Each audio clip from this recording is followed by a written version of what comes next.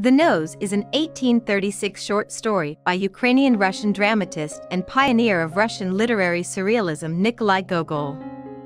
Written during a stint in St. Petersburg, the story follows a government official, collegiate assessor Kovalyov, colloquially known as Major Kovalyov, whose nose detaches itself from his face and escapes. The story was first published in an experimental literary magazine, The Contemporary, which was owned by the Russian poet Alexander Pushkin.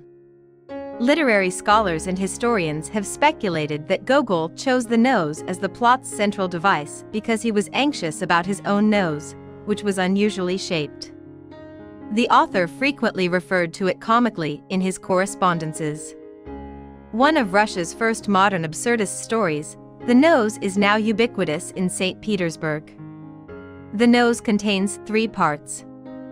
In the first, Ivan Yakovlevich, a barber, wakes up on the morning of March 25th and goes to the kitchen to eat breakfast with his wife.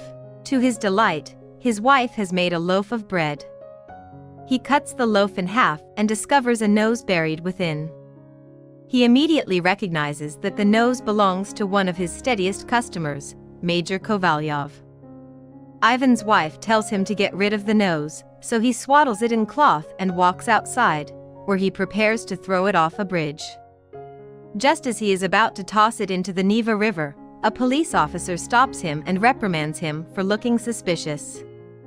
Ivan tries to bribe him into keeping quiet, but only incenses his anger. The second part concerns Major Kovalyov. It begins when he wakes up and realizes that his nose is gone. He gets a mirror and stares at his reflection. Where his nose once was, there is now just a smooth area of skin. Major Kovalyov makes his way to the police station, where he intends to report his missing nose to the police chief. En route, he catches sight of his nose, which has cleverly disguised itself as an important government official. He runs after his nose, which clearly has no desire to return to his face, and takes flight into the Great Gostiny Dvor Bazaar. Once there, Major Kovalyov becomes enamored of a beautiful girl. The nose takes advantage of the distraction to escape. Kovalyov tries to reach the police chief, but to no avail. He resorts to visiting the local newspaper to buy an advertisement for his lost nose. The newspaper refuses his request. He then finds a police detective, who scoffs at his dilemma and refuses to assist.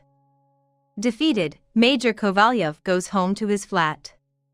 There, the same police officer that stopped Ivan from throwing the nose into the river is waiting. He returns the nose, which was arrested while trying to leave town.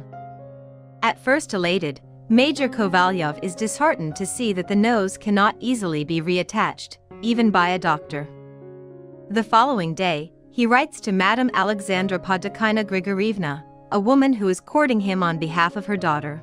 He alleges that she caused the problem of the detached nose by putting a curse on him because he refused her daughter. He asks her to remove the curse. When she reads the letter, she is befuddled and simply pleads once again for him to marry her daughter. Her confusion convinces Major Kovalyov that the woman is innocent. Meanwhile, news of the runaway nose spreads through the city, drawing many large search parties. Part 3 takes place on April 7th, about 2 weeks after the beginning of the story. Major Kovalyov wakes up and finds that his nose has been perfectly reattached. He gets a haircut from the barber and then spends his day flirting with women and going on a gleeful shopping spree. The nose ends in this manner, without any clear moral or existential point. In doing this, Gogol draws attention to the absurdity that lies at the core of modern life. I hope you enjoyed this video. Leave a like if you did, and be sure to subscribe. Thank you.